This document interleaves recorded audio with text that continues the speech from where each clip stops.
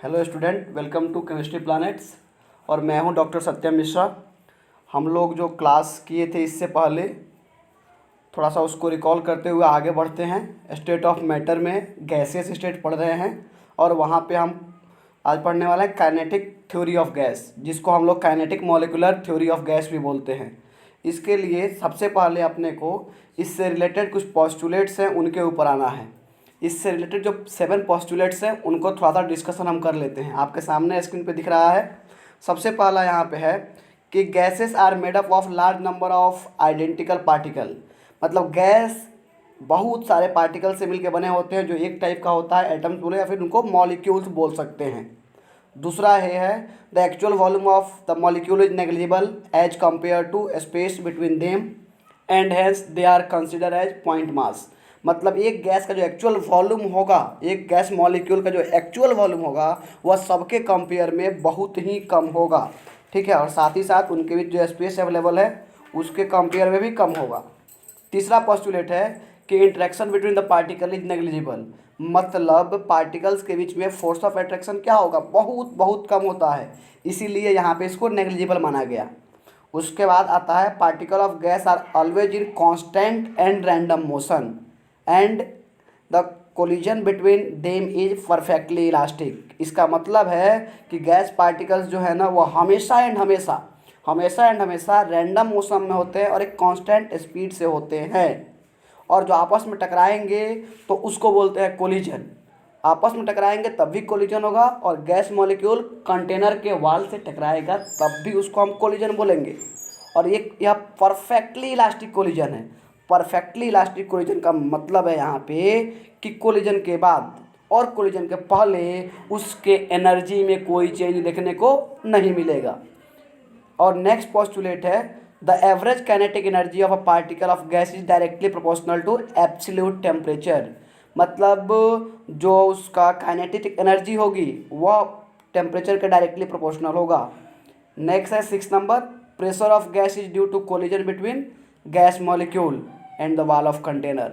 Of course आपको जो inside the container pressure बनता है, ऐसा माना जाता है कि गैस मॉलिक्यूल आपस में कोलाइड किए हैं या फिर गैस मॉलिक्यूल कंटेनर के वाल से स्ट्राइक किया है, और स्ट्राइक होने के बाद जब रिवर्स बैक आता है या किसी और डायरेक्शन में जाता है तो फिर मॉलिक्यूल से टकराता है, और इस तरह से अंदर उसका मतलब आपको प्रेशर क्रिएट होता है। एक चीज़ और है यहाँ पे मैं बोल देता हूँ, आप इसको ऐड कर सकते हो अगर लिख रहे हैं तो। वह है कि there is no any effect of gravity on molecular collision.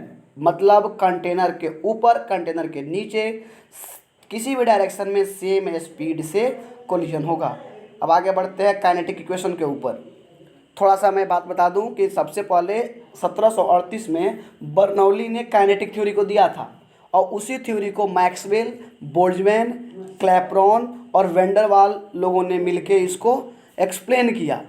ठीक है, और मैक्सवेल ने सबसे पहले काइनेटिक इक्वेशन दिया, और काइनेटिक इक्वेशन होता है PV = 1/3 mnu²। आप अगर ध्यान से देखोगे तो यहाँ पे जो है m एंड n स्मॉल है। ठीक है, और इसको जब इक्वेट कर देंगे तो अपन हो जाएगा U = √3 PV/m, because m into n, small m into small n, यहाँ से जब इंटू करेंगे तो क्या हो जाएगा, एक मॉलिक्यूल्स के लिए आपको m बन जाएगा। m बोले तो मोलर मास। अगर PV के बराबर है तो ऑफ कोर्स RT के भी बराबर होगा। ये चीज़ अपन पहले पढ़े भी थे, थोड़ा रिकॉल हो गया। आगे बढ़ते हैं यहाँ पे वेलोसिटी ऑफ गैस मॉलिक्यूल। देखो गैस मॉलिक्यूल्स जो है ना उनके पास मेनली 3 टाइप का वेलोसिटी पाया जाता है। Average velocity, root mean square velocity और मोस्ट प्रोबेबल वेलोसिटी। कौन कौन सा? Average velocity, most root mean square velocity and और पाया जाता है मोस्ट प्रोबेबल वेलोसिटी पाया जाता है। ठीक है, पहला है यहाँ पे एवरेज वेलोसिटी। एवरेज वेलोसिटी जो है हमारे लिए मतलब जितने भी गैस मॉलिक्यूल्स हैं सबके आपके सामने देखो, यहाँ पे मान लेते हैं U1, U2, U3, U4, UN, ये सब क्या है, आपको स्पीड है, और जितने भी मॉलिक्यूल्स है उससे डिवाइड कर देंगे तो एवरेज निकल के आ जाएगा। यह सब तो नॉर्मल तरीका है एवरेज निकालने का भाई। अब मान लेते हैं कि हमारे पास U1 जो वेलोसिटी है वो N1 मॉलिक्यूल्स का, U2 जो है वो N2 का, U3 जो है N3 का। ऐसे ही हम सबको ऐड करके और जितने नंबर ऑफ पार्टिकल्स है सबको ऐड कर देंगे तो एवरेज निकल जाएगा। लेकिन हमें जब क्वेश्चन करना है, यहाँ से क्वेश्चन आता है तो हमें याद रहे उसका फॉर्मूला होता है आपको you average equal to √8RT/πm, जिसको हम ये भी बोलते हैं कि average speed equal to √8V/πm। तो यह फॉर्मूला याद रखना है डायरेक्टली। फिर बढ़ते हैं रूट मीन स्क्वायर वेलोसिटी के ऊपर। ठीक है, अब देखो रूट मीन स्क्वायर वेलोसिटी है, ठीक है, इसको एक्सप्लेन करने के लिए इसको अपन शॉर्टकट में आरएमएस भी बोलते हैं, इसको अपन आरएमएस भी बोलते हैं, जिसका फॉर्मूला डायरेक्टली याद रखें। Root mean square velocity equal to होता है √3RT/m या फिर √3PV/m, because PV equal to क्या होता है NRT और n क्या है यहाँ पे 1, इसीलिए RT इक्वल टू क्या हो जाएगा यहाँ पे PV। अब आते हैं मोस्ट प्रोबेबल वेलोसिटी के ऊपर। ठीक है, मोस्ट प्रोबेबल वेलोसिटी वो है जो मैक्सिमम नंबर ऑफ मॉलिक्यूल जिसको पोजेस करते हैं, मैक्सिमम नंबर ऑफ मॉलिक्यूल्स के पास जो वेलोसिटी होगा उसको बोलेंगे मोस्ट प्रोबेबल वेलोसिटी, और वह होता है most probable velocity equal to √2RT/m, √2RT/m और √2PV/m। ठीक है, अब चलिए फाइनल चीज़ आपको पूछा गया क्वेश्चन है प्रीवियस ईयर एम्स का क्वेश्चन, मैं रिपीट कर रहा हूँ, यहाँ पे पूछा गया है ratio of most probable speed, average speed and root mean square speed. देखो डिस्प्ले पे दिख रहा है, और हम इसका एवरेज लेते हैं, मतलब रेशियो लेते हैं तो क्या निकल के आता है भाई, हाँ, √2RT/πm is to √2RT/m is to √8RT/πm is to √3RT/m। Solve करेंगे तो निकल के आता है √2 is to √8/π is to 1.224, final 1 is to 1.128 is to 1.224। Okay, अब आते हैं आगे काइनेटिक एनर्जी ऑफ गैस के ऊपर। काइनेटिक एनर्जी ऑफ गैस जो निकालने का तरीका है या काइनेटिक इक्वेशन से निकलता है भाई। पीवी हम जानते हैं काइनेटिक इक्वेशन है पीवी इक्वल टू 1/3mNu², और ये भी जानते हैं कि 1 मोल के लिए m into n equal to क्या हो जाएगा, मोलर मास। तो यहाँ पे पीवी इक्वल टू 1/3 को रिप्लेस करेंगे, को रिप्लेस कर देंगे कैपिटल M से, मोलिकुलर मास से। तो क्या बन जाएगा हमारा, देखिए थोड़ा सा आगे बढ़ते हैं, ये बन जाएगा सामने इधर डिस्प्ले पे P V equal to 1/3mU²। तो U को अलग कर देंगे तो 3P/m, और U को हटा के क्या कर दे अपन अंडर रूट में चला जाएगा। अच्छा एक चीज़ है यहाँ पे थोड़ा ध्यान दो, एक टर्म होता है बोल्ट्जमैन कांस्टेंट। बोल्ट्जमैन कांस्टेंट वह एक रेशियो है R और N का। R मतलब गैस कांस्टेंट, ठीक है, और N एवोगाड्रो नंबर के रेशियो को बोलते हैं बोल्ट्जमैन कांस्टेंट। तो काइनेटिक एनर्जी पर मॉलिक्यूल का फॉर्मूला लिख लें, सामने दिख रहा है इधर, काइनेटिक एनर्जी पर मॉलिक्यूल इक्वल टू 3/2 RT/n या फिर 3/2 kT। K is the Boltzmann constant. Okay, चलिए यह काइनेटिक थ्योरी हुआ। और grams law of diffusion and diffusion तो हम लोग देख ही चुके थे, फिर भी फटाफट एक बार रिकॉल कर देता हूँ ग्राम्स लॉ ऑफ डिफ्यूजन या इफ्यूजन के ऊपर। डिफ्यूजन क्या है ना कि किसी भी सब्सटेंस की एक प्रॉपर्टी है जिसके थ्रू वह स्प्रेड होता है, फैलता है, जो भी उसको स्पेस मिल रहा है अपने अगल बगल ऊपर नीचे दाएं बाएं कहीं भी फैल जाए, तो उसको हम क्या बोलेंगे, डिफ्यूजन।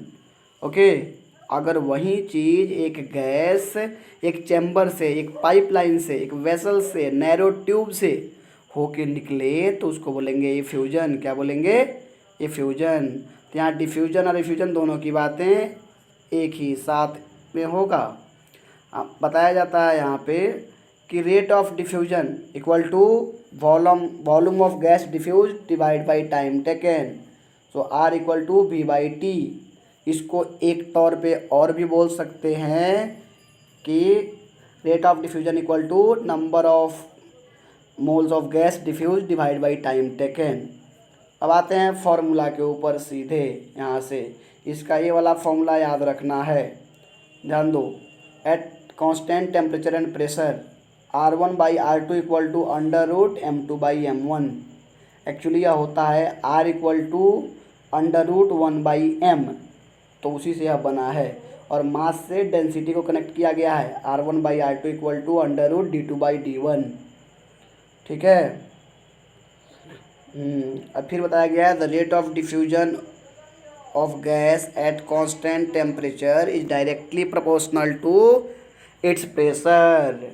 मतलब ठीक है, केवल टेम्परेचर आपका कांस्टेंट है तो प्रेशर वेरी करेगा, तो उस टाइम पे R1/R2 equal to P2/P1 equal to √M2/M1। ठीक है, चलिए थोड़ा रिकॉल हो गया है। अब आगे आते हैं नए टॉपिक पे, deviation from ideal gas behaviour. मतलब एक गैस आइडियल गैस से कैसे अलग है, इसको समझने के लिए हमें एक नया टर्म समझना पड़ता है, कंप्रेसिबिलिटी फैक्टर।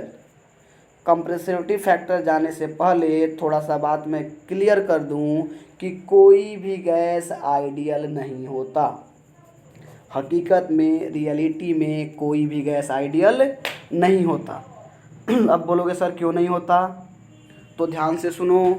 क्योंकि कोई भी गैस लॉ को किसी भी टेम्परेचर और प्रेशर पे फॉलो नहीं करता है। मतलब एनी काइंड ऑफ टेम्परेचर और प्रेशर ले लो, उस पे आपका वह गैस लॉ को फॉलो नहीं करेगा। उसके लिए स्पेसिफिक होना पड़ता है। ठीक है, इसीलिए जितने भी गैस होंगे सब क्या होते हैं, रियल गैस। सब क्या होते हैं भाई, सब रियल गैस होते हैं। गैस आइडियल नहीं होता, हकीकत में सारे रियल गैस होते हैं। अब जब रियल गैस होगा, ठीक है, तो वह conditionally PV equal to nRT को फॉलो करेगा। उसके साथ ही साथ आपके रियल गैस में फोर्स ऑफ अट्रैक्शन होगा, मॉलिक्यूल्स के बीच में फोर्स ऑफ अट्रैक्शन होगा ही होगा। ठीक है, यहाँ पे हम उसको नेग्लिजिबल नहीं कर सकते। ठीक है, और ख़ासकर लो टेम्परेचर और हाई प्रेशर पे सॉरी, खासकर लो टेम्परेचर और हाई प्रेशर पे हम कभी नहीं बोल सकते, ठीक है, कि हमारा क्या बोलेंगे, गैस जो आइडियल और रियल का रिलेशन। अब देखिए, आइडियल गैस से रियल गैस जो डिफरेंट है, इसको एक्सप्रेस करने के लिए हम लोग लेते हैं कंप्रेसिबिलिटी फैक्टर, जिसको बोलते हैं जेड। और जेड इक्वल टू होता है PV/RT। फिर से रिपीट कर दूं, जेड इक्वल टू PV/RT। ठीक है, अगर गैस आइडियल नहीं है, मतलब नॉन आइडियल है, तो जेड इक्वल टू 1 नहीं होगा।